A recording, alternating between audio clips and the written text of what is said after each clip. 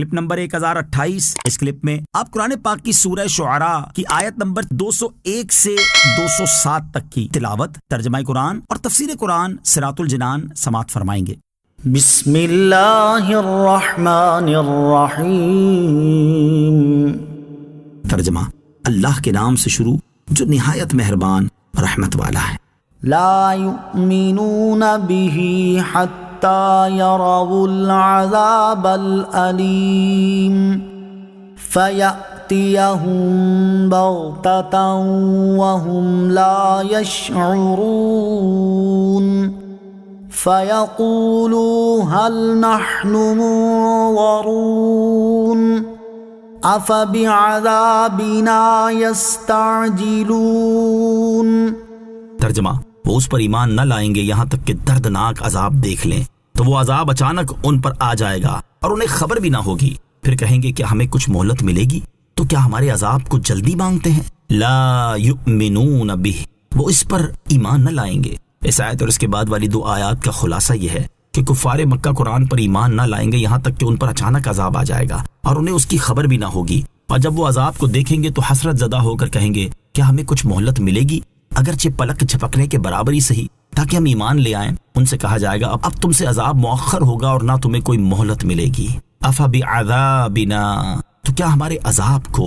جب نبی کریم علیہ الصلوۃ والسلام نے کفار کو اس عذاب کی خبر دی تو وہ مذاق اڑانے کے طور پر کہنے لگے کہ یہ عذاب کب آئے گا؟ اس پر اللہ تبارک و تعالیٰ نے ارشاد فرمایا کہ کیا وہ ہمارے عذاب کو جلدی مانگتے ہیں؟ مراد یہ ہے کہ عذاب دیکھ کر کفار کا حال تو یہ ہوگا کہ وہ مہلت مانگتے پھریں گے، اس کے باوجود وہ دنیا میں عذاب نازل ہونے کی جلدی مچا رہے ہیں۔ ان کے دونوں طریقوں میں کتنا فرق ہے۔ افرأیت ان متعناہم سنین ثم جاءہم ما كانوا یوعدون ما اغنی عنہم ما كانوا یمتعون۔ ترجمہ: بھلا دیکھو تو اگر ہم کچھ سال انہیں فائدہ اٹھانے دیں پھر ان پر وہ عذاب آ جائے جس کا ان سے وعدہ کیا گیا تھا، تو کیا وہ سامان ان کے کام آئے گا جس سے انہیں فائدہ اٹھانے کا موقع دیا گیا تھا؟ افرأیت، بھلا دیکھو تو۔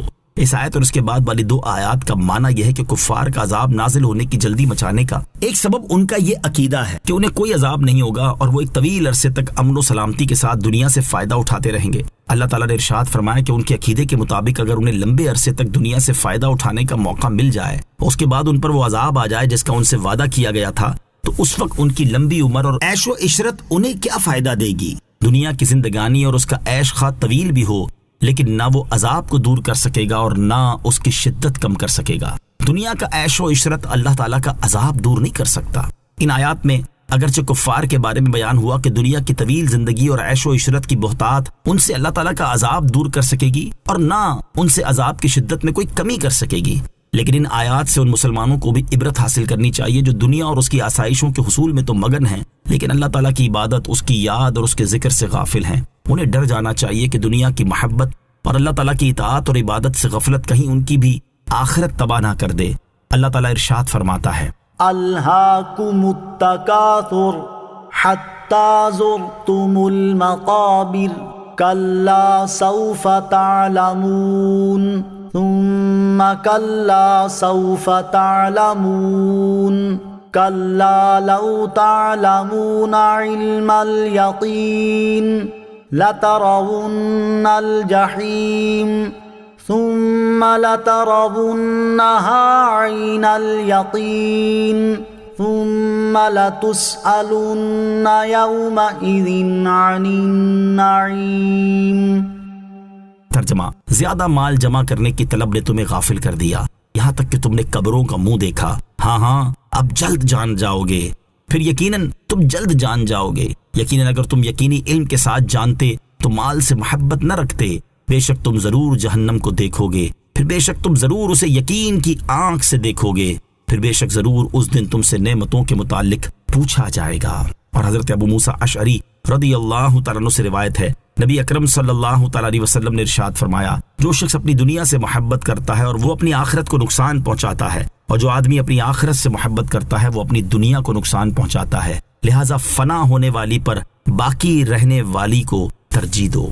حضرت یحییٰ بن معاذ رحمۃ اللہ تعالی علیہ فرماتے ہیں، لوگوں میں سب سے زیادہ غافل شخص وہ ہے جو اپنی فانی زندگی پر مغرور رہا اور اپنی من پسند چیزوں کی لذت میں کھویا رہا اور اپنی عادتوں کے مطابق زندگی بسر کرتا رہا، حالانکہ اللہ تعالیٰ فرماتا ہے أفرأيت إن متعناهم سنين ثم جاءهم ما كانوا يوعدون۔ ترجمہ، بھلا دیکھو تو کہ اگر ہم کچھ سال انہیں فائدہ اٹھانے دیں پھر ان پر وہ عذاب آ جائے جس کا ان سے وعدہ کیا گیا تھا، تو کیا وہ سامان ان کے کام آئے گا جس سے انہیں فائدہ اٹھانے کا موقع دیا گیا تھا؟ اللہ تعالیٰ مسلمانوں کو ہدایت عطا فرمائے اور دنیا کی بجائے اپنی آخرت سے محبت کرنے کی توفیق عطا فرمائے۔